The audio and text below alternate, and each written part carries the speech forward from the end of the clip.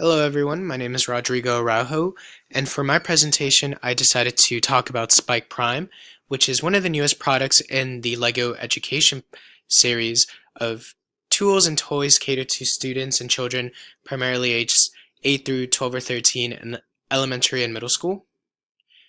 The agenda for this presentation is I'll give an overview of what Spike Prime is, some of its implications on education, as well as its pitfalls, and some final remarks and opinions. So the article that I chose for this presentation was actually a press release that was issued earlier this month by LEGO Education to introduce Spike Prime to different customers and people around the world. So as you see to your left, the two images, this is what Spike Prime is, or what it does. It's basically an assortment of different Lego bricks that students can use to build anything that their creative mind desires. But what's unique about Spike Prime is that it also comes with a hub, a motor, and some sensors that allow these creations to come to life. So students use the Spike app, which comes with the platform, to code whatever they want into the system, and that allows them to get their creations to start moving around or do whatever they desire. So over here I have a video of kind of showing what that looks like, and just to give a brief or a more overview of what the product does.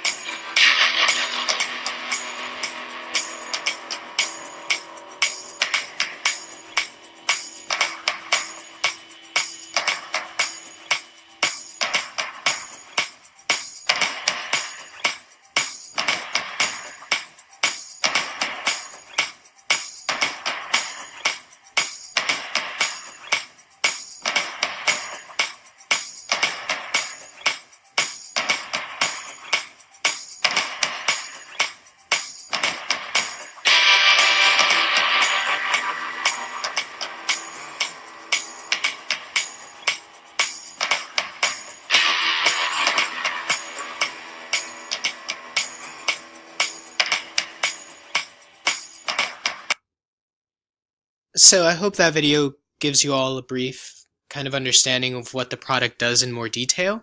What's unique about Spike Prime is that it's not just the tools provided for you or the students to encourage creativity. Students can actually use different Lego blocks as well to keep creating and make bigger and grander objects. But the added bonus is that they get to code these things and make them come to life, which is really cool and unique.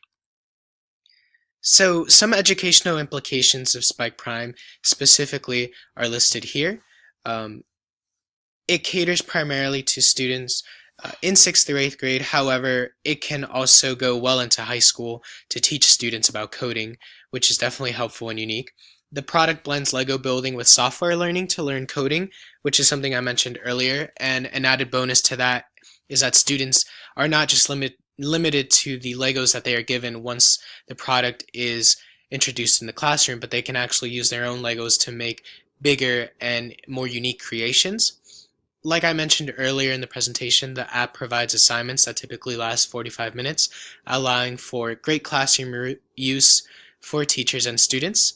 And it also allows integration with other learning technologies like iPads, smart boards, different phones, as well as anything in the classroom, really. As you saw from the video that I showed earlier, these technologies can be used coincidentally with other learning technologies to present it in a better way. For example, the Spike app can be put onto an iPad but also shown on a projector, so that way students can actually see the coding that's going on, and it's not just limited to one student using the product by themselves.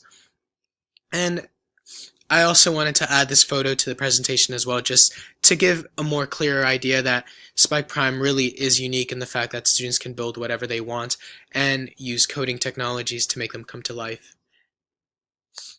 Some of the pitfalls of Spike Prime are listed here as well. I wanted to include two quotes from last week's reading from the National Council of Teachers of English.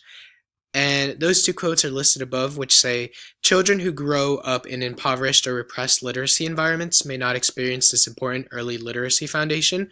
And the second quote is, "An exclusive emphasis on digital literacies is not what most advocates of technology-rich composition advocate. Such an emphasis would limit students' access to other modes of expression." So there are some pitfalls to Spike Prime, and these pitfalls are listed here. The first being that Spike Prime being introduced in the classroom may prove as a disadvantage amongst schools and areas where students may not necessarily have access to the funding or money to get these tools in their classroom. So on one end, you may have a class that is using Spike Prime, but then other classrooms aren't because they can't afford it, so it creates a disadvantage, especially in impoverished areas.